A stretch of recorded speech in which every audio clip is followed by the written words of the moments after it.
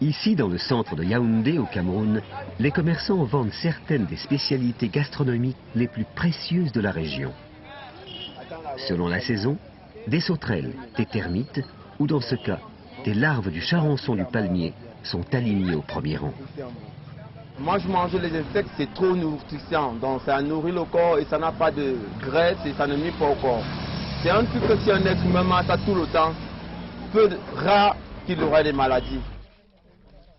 Les insectes offrent une contribution positive ici à l'alimentation, car ils sont remplis de protéines, de vitamines, de fibres et de minéraux.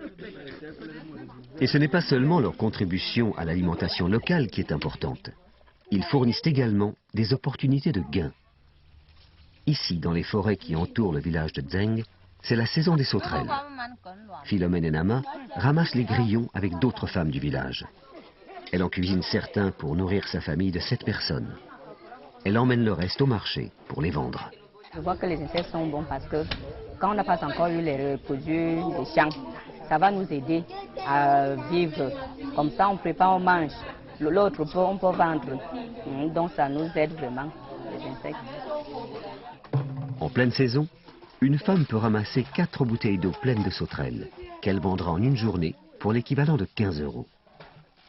Le rôle des femmes dans la collecte d'insectes est très important, du fait que dans beaucoup d'endroits du monde, les femmes sont responsables de s'assurer qu'il y ait des aliments sur la table pour nourrir leur famille.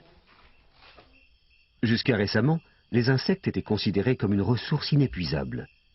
Cependant, la croissance démographique humaine a conduit à une récolte excessive de certaines espèces, tandis que les feux de forêt et la dégradation de l'habitat due à une exploitation forestière non durable ont conduit certaines espèces au bord de l'extinction. The rearing and domestication of insects can help the conservation of wild insect populations while simultaneously contributing to livelihoods and food security. Insects have a huge potential for both feed and food. We're already seeing developments in terms of using insects as animal feed and also being incorporated onto menus and into processed foods. While we won't be seeing insects on the table of a Sunday lunch anytime within the next decade, we know that insects have a huge potential and we hope that slowly but surely this can be realized. La croissance démographique, l'urbanisation et la classe moyenne en augmentation contribuent toutes à une demande mondiale croissante de protéines.